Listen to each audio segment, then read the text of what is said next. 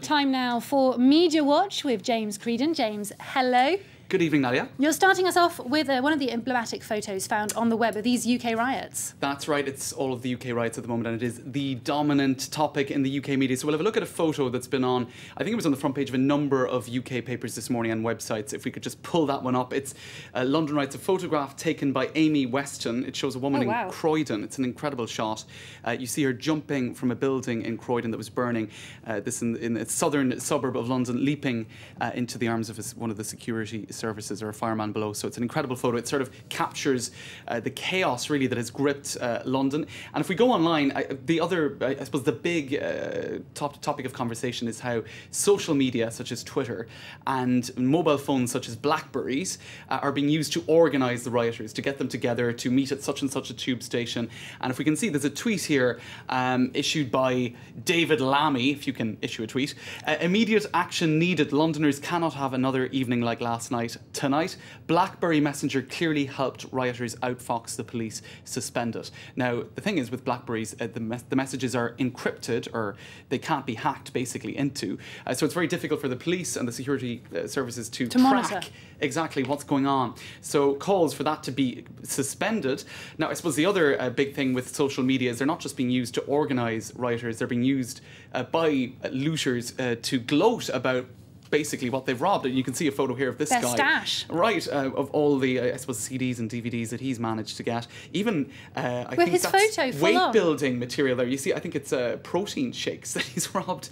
And his own photos, that was pretty stupid because it's going to be pretty easy to find him now. And so they're being put up online. Also, lots of photos being put up on TwitPic of people pillaging checking the stores. size of those jeans before taking them away. Checking the size of his jeans. He seems to be pretty relaxed about everything. And this guy, it looks like there's a bystander just kind of calmly looking on, looking quite preppy, but actually it's a mannequin, which probably makes more sense. Oh, that makes more sense, it does. Than some guy calmly just standing there. Also, lots of videos being put up online. You know, if that has a slightly humorous side to it, that previous photo, this isn't funny at all, and I think we should play the pictures here. This is a kid who got mugged, basically, by somebody. You can see him with his nose bleeding, and I think we should, if we could play those photos, they're quite strong, and I might even play some of them here now, exactly.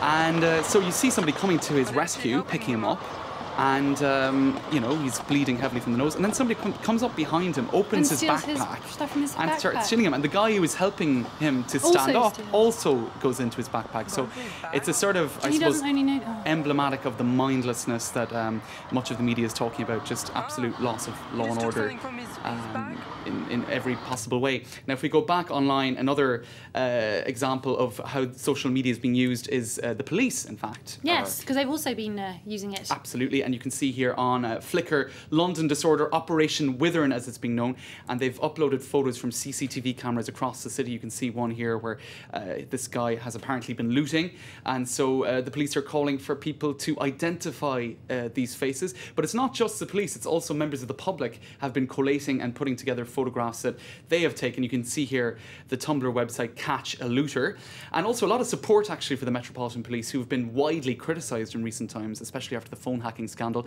Look at the 650,000 people having joined a Facebook page, Support the Met Police against the London rioters, because in fact they've been stretched so thin, and as you can see in a photo here, that much of the public has been left to fend for themselves. And this is a community in Dalston where basically they've been pushing back rioters. That was last night. And other photos, here's a photo of another operation, I suppose, called Clean Up, Operation Clean Up, where people have been cleaning up the streets of London and organising themselves online. Also, another Twitter feed, Pray for London, I suppose slightly less proactive and optimistic there. And there's just one video I'd like to play at the end as well. The Guardian put this up online on the 31st of July. Now, this was after the closure of a number of youth centres in London. And you can hear youth saying, basically, I'll let you listen. What they're doing to us. What's the point of stopping youth clubs? Why did they do that? I don't know. Why did they do that anyway? It wasn't going to be a riot. It'd be riots. It'd be riots. So that was basically at the end of July, 31st of July, youths saying that there are going to be riots because these youth centres were being closed. And, well, we can't, I suppose, simplify and say that that's the only cause, but certainly one of the factors in a pretty multi-layered picture there, but possibly one of the reasons why people went out. So the signs were there perhaps already. Exactly. James Creedon, thank you very much for that. That was Media Watch.